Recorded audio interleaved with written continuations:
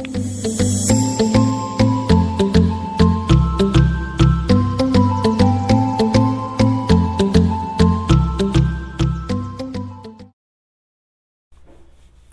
Everyone, I welcome you all to Ankit online class. ये chemistry MCQ का second part है। अगर आपने फर्स्ट पार्ट नहीं देखा है तो आई बटन पर क्लिक करके आप फर्स्ट पार्ट देख सकते हैं। तो चलिए सेकंड पार्ट शुरू करते हैं। आज का पहला क्वेश्चन है, the least reactive element in periodic table is. कौन सा सबसे लीस्ट रिएक्टिव एलिमेंट है ये बताना है आपको। तो इसका अगर नोबल गैस जो 18th ग्रुप में आता है उससे कहते हैं नोबल गैस। ये पीरियोडिक टेबल आपने देखा होगा, इस तरीके का होगा। ये होता है एस ब्लॉक, ये पी, ये डी और ये एफ ब्लॉक होता है। इस तरीके जो लास्ट ग्रुप रहता है 18 ग्रुप उसे कहते हैं हम नोबल गैस, ठीक है। और इसको कहते हैं ट्रांजिशन एलिमेंट। जो डी ब्लॉक रहता है वो ट्रांजिशन एलिमेंट रहता है। और ये जो रहता है लेंथेनाइट और एक्टिनाइट रहता है यहाँ पर जो रहता है एफ ब्लॉक में।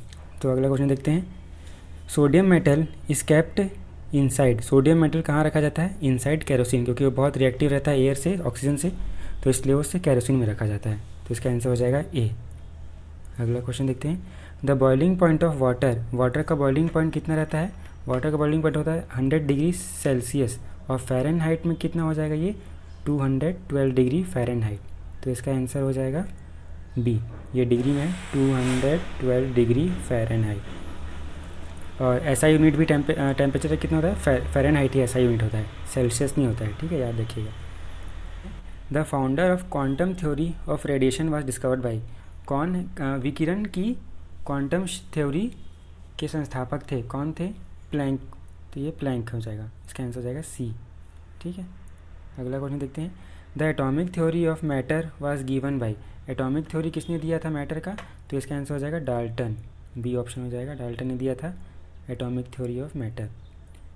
अगला question, super cooling stand for cooling of liquid. ये बताया B, below freezing point.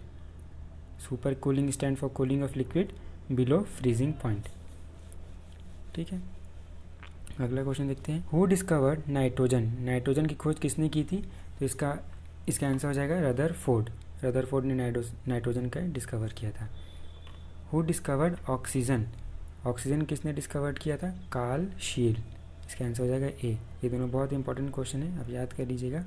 Nitrogen की खोज किसने की थी? रदरफोर्ड।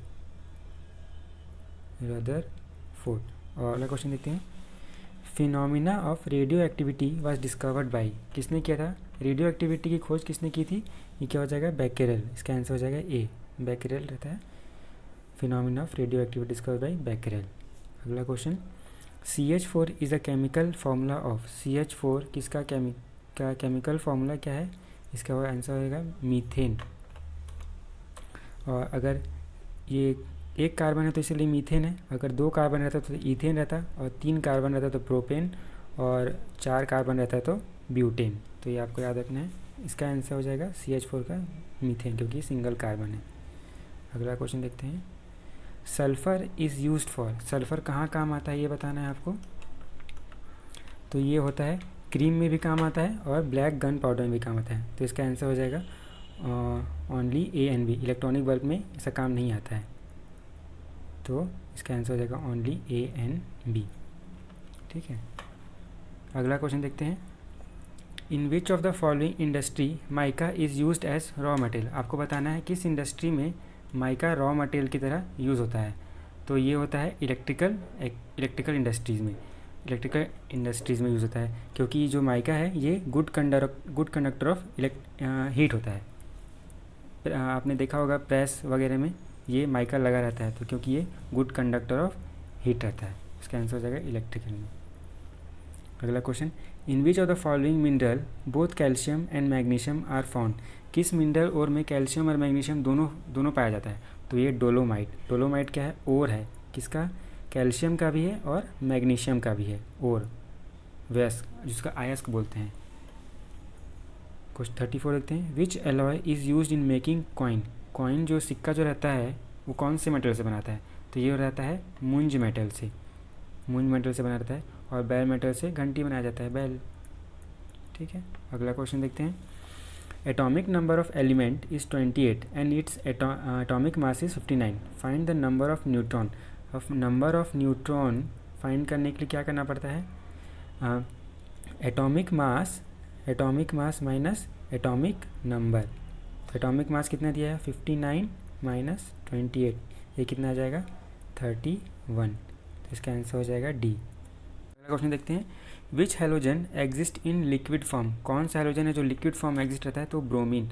और ये ब्रोमीन कौन से ग्रुप में पाया जाता है, ये 13th ग्रुप में पाया जाता है, ठीक है 13th ग्रुप में। तो अगला क्वेश्चन देखते हैं, what is flower of zinc. Flower of zinc करके किसको टर्म किया जाता है, तो ये जिंक ऑक्साइड को कहा जाता है फ्लावर ऑफ जिंक, ठीक है।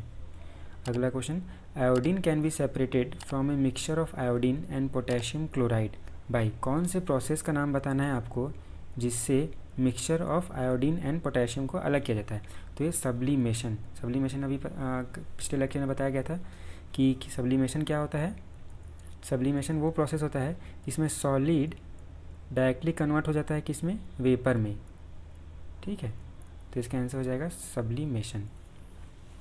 अगला क्वेश्चन देखते हैं, ड्राई सेल कंटेन कैथोड, जो ड्राई सेल रहता है जिसमें एनोड रहता है और कैथोड रहता है, एनोड और कैथोड, कैथोड के लिए के डिनोट करते हैं, एनोड और कैथोड। तो इसमें कैथोड जो रहता है वो किसका बना होता है, तो ये ग्रेफाइट का बना होता है, क्योंकि ये कंडक्टर ऑफ इलेक्ट्रिसिटी है, ठीक है। तो ग्रेफाइट हो जाएगा आंसर सी। अगला question, A type of glass is used for fire exit, तो वायर्ड ग्लास वो जल्दी, क्योंकि जल्दी टूटे, और टेम्पर ग्लास ये सब जो जल्दी नहीं टूटता है, इसीलिए वायर्ड ग्लास को यूज़ किया जाता है। अगला क्वेश्चन देखते हैं, which is the closest to purest form of iron. Which is the closest to the purest form of iron, का जो सबसे प्योरेस्ट फॉर्म है वो क्या है, तो इसका आंसर हो जाएगा रॉट आयरन, क्योंकि सबसे प्योर फॉर्म है wrought iron, pure wrought iron, answer हो जाएगा बी। अगला question, galena is an ore of which of the following, ये जो गैलेना है ये किसका अयस्क है ये बताना है, तो ये किसका अयस्क है, लेड का अयस्क है, LED, तो इसका आंसर हो जाएगा डी, ठीक है। अगला क्वेश्चन देखते हैं, which non metal which is essential for maintaining life, ये तो एकदम आसान क्वेश्चन है, ऑक्सीजन, बिना ऑक्सीजन की लाइफ कहाँ रहेगा, तो इसका आंसर हो जाएगा ए। अगला question, solar cell works on which principle, solar cell जो रहता है वो किस प्रिंसिपल पे काम करता है, इसका आंसर हो जाएगा फोटोवोल्टिक इफेक्ट, ए हो जाएगा इसका आंसर, फोटोवोल्टिक इफेक्ट। तो ये था हमारा आज का MCQ सेशन। आपको ये सेशन कैसा लगा प्लीज़ हमें कमेंट में ज़रूर बताएं, और वीडियो अच्छा लगा तो लाइक और शेयर करें। Thank you.